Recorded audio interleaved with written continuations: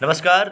मैं आकाश त्रिपाठी अंकित एक बार पुनः आप सभी का स्वामी विवेकानंद विद्यालय बरुआर हरदोई के आधिकारिक यूट्यूब चैनल विवेकानंद क्लासेस में हार्दिक स्वागत करता हूं। अभी तक पिछले वीडियो जो भी थे उसमें हम लोगों ने 10th बायोलॉजी का अध्ययन किया। आज से प्रारंभ करते हैं 10th फिजिक्स का, और हम आपके सामने आपके लिए लेकर आए हैं भौतिक विज्ञान प्रथम अध्याय प्रकाश का परावर्तन तथा अपवर्तन के कुछ महत्वपूर्ण प्रश्नों का संकलन। आपके सामने पहला प्रश्न, प्रकाश की किरण गमन करती है। आपको बताना है कि प्रकाश की जो किरणें होती हैं वो किस प्रकार गमन करती हैं। पहला ऑप्शन है सीधी रेखा में, दूसरा ऑप्शन है टेढ़ी रेखा में, तीसरा ऑप्शन है किसी भी दिशा में, और चौथा ऑप्शन है इनमें से कोई नहीं। तो जो सूर्य से प्रकाश की किरणें आती हैं उनको पृथ्वी तक आने में 8 मिनट 19 सेकंड लगता है। ये भी आपको याद रखना है कि सूर्य का प्रकाश जो होता है वो पृथ्वी पर आने में 8 मिनट 19 सेकंड का समय लेता है। और जो सूर्य से किरणें पृथ्वी तक आती हैं वो समांतर क्रम में आती हैं, अर्थात सीधी रेखा में आती हैं, इसलिए इसका ऑप्शन ए सही हो जाएगा। आगे बढ़ते हैं। अगला प्रश्न है आपके लिए, प्रकाश का वेग न्यूनतम होता है। आपको बताना है कि सबसे कम प्रकाश का वेग किसमें होता है। पहला ऑप्शन है निर्वात में, दूसरा ऑप्शन है जल में, तीसरा ऑप्शन है वायु में, और चौथा ऑप्शन है कांच में। तो यहाँ पर न्यूनतम वेग पूछा गया है, तो जो ठोस होते हैं उनमें प्रकाश का वेग सबसे कम होता है, अर्थात यहाँ पर सबसे अधिक ठोस जो है वो कांच है। तो कांच में प्रकाश का वेग सबसे कम हो जाएगा, न्यूनतम हो जाएगा, इसीलिए इसका ऑप्शन डी सही हो जाएगा। अगर पूछता कि अधिकतम किस में होता है तो फिर आपका निर्वात हो जाएगा। यहाँ पे अगर पूछता अधिकतम किस में होता है तो आप जो है यहाँ पर निर्वात पे टिक कर देते, लेकिन यहाँ पे पूछा गया है न्यूनतम किस में है तो कांच में जो है न्यूनतम होता है। अगर यहाँ पे ऑप्शन अगर हीरा होता, साथ में हीरा भी होता, तो फिर हीरे में न्यूनतम हो जाता। आगे बढ़ते हैं। अगला प्रश्न है आपके लिए, मोटर कार के हेडलाइट में किसका प्रयोग होता है। आपको बताना है जो मोटर कार होती है उसकी जो हेडलाइट होती है उसमें किसका प्रयोग होता है। पहला ऑप्शन है समतल दर्पण, दूसरा ऑप्शन है उत्तल दर्पण, तीसरा ऑप्शन है यहाँ पर अवतल दर्पण, और चौथा ऑप्शन है लेंस। तो यहाँ पर जो मोटर कार की हेडलाइट है उसमें अवतल दर्पण का प्रयोग होता है, इसलिए इसका ऑप्शन डी सही हो जाएगा। इसमें ऑप्शन छूट गए हैं, ऑप्शन इसका डी सही हो जाएगा। लेकिन अगर पूछता कि जो साइड देखने में किसका प्रयोग किया जाता है साइड मिरर के रूप में, तो यहाँ पर उत्तल दर्पण आपका सही हो जाता है। साइड मिरर के रूप में किसका प्रयोग होता है तो फिर आपका हो जाता उत्तल दर्पण। लेकिन यहाँ पर पूछ रहा है कि हेडलाइट में किसका प्रयोग होता है, तो हेडलाइट में अवतल दर्पण का प्रयोग होता है। अगला प्रश्न आपके सामने, दाढ़ी बनाने में किस प्रकार के दर्पण का उपयोग करते हैं। आपको ये बताना है कि जब हम शेविंग करते हैं, शेविंग करने में किस दर्पण का प्रयोग किया जाता है। पहला ऑप्शन है समतल दर्पण, दूसरा ऑप्शन है यहाँ पर उत्तल दर्पण, तीसरा ऑप्शन है अवतल दर्पण, और चौथा ऑप्शन है इनमें से कोई नहीं। तो आपको ये याद रखना है कि सामान्यतः चेहरा देखने के लिए घर में हम समतल दर्पण का प्रयोग करते हैं, लेकिन जब भी इस प्रकार से प्रश्न आता है कि चेहरा देखने में या दाढ़ी बनाने में किस प्रकार के दर्पण का उपयोग होता है और ऑप्शन में समतल और अवतल दोनों हैं, तो इसका अवतल दर्पण सही हो जाएगा, इसलिए इसका ऑप्शन सी सही हो जाएगा। आगे बढ़ते हैं। अगला प्रश्न है आपके लिए, मोटर गाड़ी के चालक के सामने लगा रहता है। यहाँ पे आपको बताना है कि मोटर गाड़ी होती है या जो वाहन होते हैं उनमें चालक के साइड में या सामने कौन सा दर्पण लगा रहता है। अभी मैंने पिछले प्रश्न में आपको बताया था कि साइड मिरर के रूप में उत्तल दर्पण का प्रयोग होता है, इसलिए इसका ऑप्शन बी सही हो जाएगा।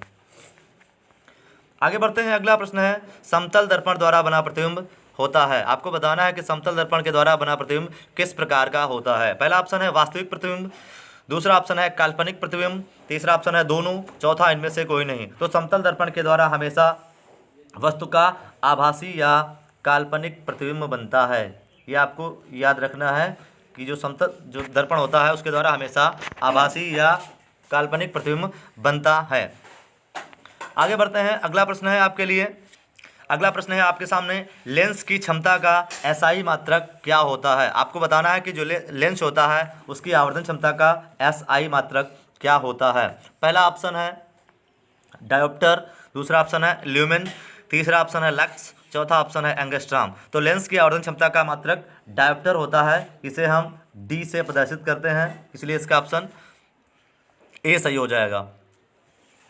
आगे बढ़ते हैं, अगला प्रश्न है गोली दर्पण में फोकसांतर। फोकसांतर का तात्पर्य यहाँ पे फोकस दूरी से है, और फोकस दूरी को हम एफ से प्रदर्शित करते हैं, और वक्रता त्रिज्या जैसे आर से प्रदर्शित किया जाता है। तो गोली दर्पण में फोकसांतर एवं वक्रता त्रिज्या के बीच संबंध आपको बताना है।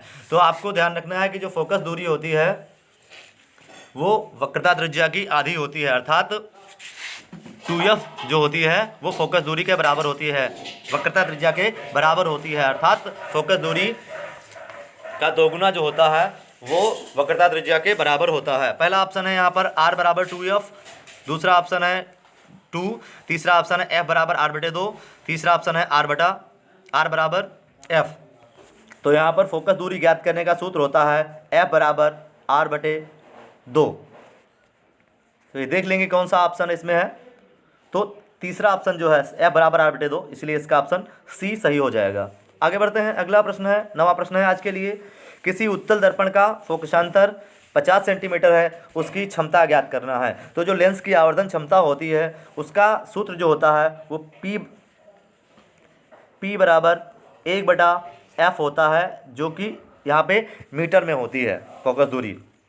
लेकिन अगर फोकस दूरी सेंटीमीटर में दी हुई है तो जो हम सूत्र लगाते हैं वो 100/f लगा देते हैं। तो यहाँ पर फोकस दूरी सेंटीमीटर में दी है और P पूछ रहा है कि आवर्धन क्षमता कितनी है, तो P बराबर 100/50 जो कि दिया हुआ है, 50 से कम 50, 50 दूने 100।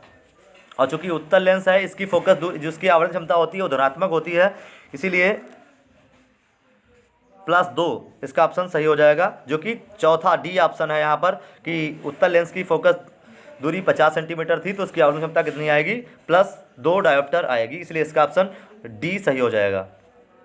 आगे बढ़ते हैं, 10वां प्रश्न है 2 डायोप्टर क्षमता वाले लेंस के फोकस दूरी ज्ञात करिए। तो फार्मूला होता है P बराबर 1/f। यहाँ पर P दिया हुआ है 2 डायोप्टर बराबर 1/f, लेकिन यहाँ पे सेंटीमीटर में सभी ऑप्शन दिए हैं तो 100/f लगाएंगे, क्रॉस मल्टीप्लाई करेंगे और उसके बाद में f बराबर 100/2 हो जाएगा और 2/50 आपका आ जाएगा 50 सेंटीमीटर, इसलिए इसका ऑप्शन डी सही हो जाएगा। अगला प्रश्न है किसी दर्पण से वस्तु को कहीं भी रखने से वस्तु का प्रतिबिंब वस्तु के बराबर आकार का बन रहा है और सीधा है, तो बताना है आपको कौन सा दर्पण होगा। किसी दर्पण से वस्तु को कहीं भी रखने से वस्तु के बराबर आकार का सीधा प्रतिबिंब बनता है, तो दर्पण कौन सा होगा। पहला ऑप्शन है उत्तल, तो उत्तल दर्पण में हमेशा वस्तु का सीधा प्रतिबिंब तो बनता है लेकिन वस्तु से छोटा बनता है। और अवतल दर्पण की 2 स्थितियां होती हैं, तो यहाँ पे कहीं भी रखने की बात हो रही है, तो इसीलिए समतल दर्पण इसका ऑप्शन आपका सही हो जाएगा कि समतल दर्पण में आप वस्तु कहीं भी रखें, वस्तु का प्रतिबिंब जो है वस्तु के बराबर बनेगा और सीधा बनेगा। आगे बढ़ते हैं, अगला प्रश्न है उत्तल लेंस की क्षमता होती है। यहाँ पर बताना है आपको उत्तल लेंस की जो आवर्धन क्षमता होती है वो किस प्रकार की होती है। पहला ऑप्शन है ऋणात्मक, दूसरा ऑप्शन है धनात्मक, तीसरा ऑप्शन है ए और बी दोनों, मतलब ऋणात्मक और धनात्मक दोनों। तो आपको याद रखना है कि उत्तल लेंस की जो होती है आवर्धन क्षमता हमेशा धनात्मक होती है, इसलिए इसका ऑप्शन बी सही हो जाएगा। और अवतल जो होता है, अवतल लेंस की अगर पूछता तो वो आपकी ऋणात्मक हो जाता। आगे बढ़ते हैं, अगला प्रश्न भी यही था कि अवतल लेंस की क्षमता होती है, तो मैंने अभी आपको बताया कि ऋणात्मक, इसलिए इसका ऑप्शन ए सही हो जाएगा। आगे बढ़ते हैं, 14वां प्रश्न आज के लिए। किसी गोली दर्पण की वक्रता त्रिज्या 50 सेंटीमीटर है तो उसकी फोकस दूरी कितनी होगी। तो सूत्र मैंने बताया था f बराबर r/2 और यहाँ पर r दी हुई है 50 सेंटीमीटर, 50/2 बराबर 25 सेंटीमीटर आपका हो जाएगा। सी ऑप्शन इसका सही हो जाएगा। आगे बढ़ते हैं, अगला प्रश्न है निम्न में से कौन सा पदार्थ लेंस बनाने के लिए प्रयुक्त नहीं किया जा सकता है। आपको बताना है कि किस पदार्थ का प्रयोग लेंस बनाने में नहीं किया जाता है। तो पहला ऑप्शन है जल, दूसरा ऑप्शन है कांच, तीसरा ऑप्शन है प्लास्टिक और चौथा ऑप्शन है मिट्टी।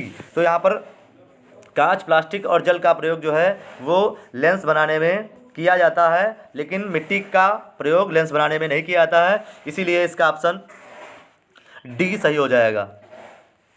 आगे बढ़ते हैं। अगला प्रश्न है, किस दर्पण से हमेशा वस्तु से छोटा प्रतिबिंब प्राप्त होता है? तो वेरी इजी क्वेश्चन है आपके स्तर से ये, क्योंकि मैंने बताया है आपको कि उत्तल दर्पण के द्वारा वस्तु का हमेशा छोटा प्रतिबिंब प्राप्त होता है, इसलिए इसका ऑप्शन बी सही हो जाएगा। आगे बढ़ते हैं। किस दर्पण से वस्तु का बड़ा प्रतिबिंब बनता है? यहाँ पर कौन सा दर्पण वस्तु का बड़ा प्रतिबिंब बनाता है? तो जब उत्तल दर्पण वस्तु का छोटा प्रतिबिंब बनाता है, अगर छोटा पूछे तो उत्तल दर्पण बनाता है, बराबर पूछे वस्तु से तो फिर समतल दर्पण हो जाएगा, सॉरी यहाँ पर समतल दर्पण हो जाएगा, अगर बराबर पूछेगा तो समतल दर्पण हो जाएगा। लेकिन अगर आपसे पूछता है कि बड़ा कौन सा बनाएगा, तो यहाँ पर अवतल दर्पण आपका सही हो जाएगा कि किस दर्पण से वस्तु का बड़ा प्रतिबिंब बनता है, तो अवतल दर्पण से वस्तु का बड़ा प्रतिबिंब बनता है। अगला प्रश्न है, प्रकाश के परावर्तन के कितने नियम होते हैं? परावर्तन क्या होता है? जब प्रकाश किसी चिकने या पॉलिशदार तल पर पड़ता है तो उससे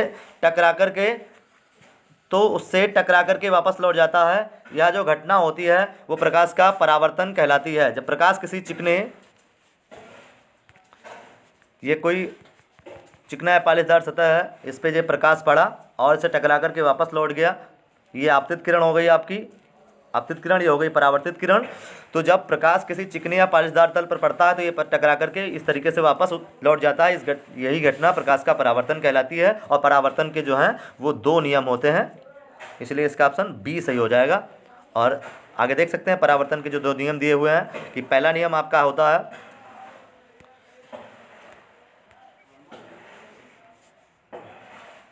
आप देख सकते हैं आपतित किरण,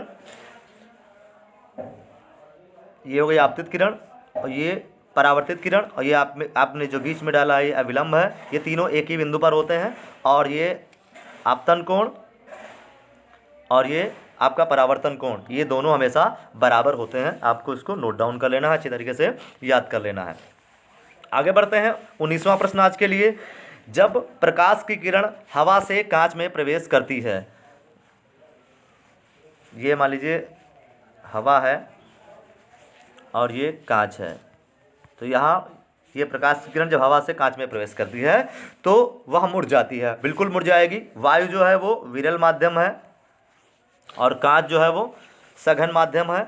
और आपको जब प्रकाश विरल माध्यम से सघन माध्यम में प्रवेश करता है, कांच यहाँ पे सघन माध्यम है, तो वह अविलंब की ओर झुक जाता है यहाँ पर। तो यहाँ पर देख लेना है, अविलंब से निकट आ जाएगी, इसलिए इसका ऑप्शन बी सही हो जाएगा कि जब प्रकाश की किरण एक माध्यम से दूसरे माध्यम में प्रवेश करती है तो वह अपने मार्ग से विचलित हो जाती है। यह घटना प्रकाश का अपवर्तन कहलाती है। और जब वायु से कांच की ओर जाएगी तो अविलंब के निकट आ जाएगी, अर्थात अविलंब की ओर झुक जाएगी। और आज के लिए अंतिम प्रश्न यहाँ पर, फोटोग्राफी कैमरा का अभिदर्शक लेंस होता है। तो ये आपको पहले तो याद रखना है कि फोटोग्राफी कैमरा और नेत्र में एक समानता होती है कि दोनों में एक ही प्रकार का लेंस होता है। आपको ये ध्यान रखना है कि नेत्र में कौन सा लेंस है,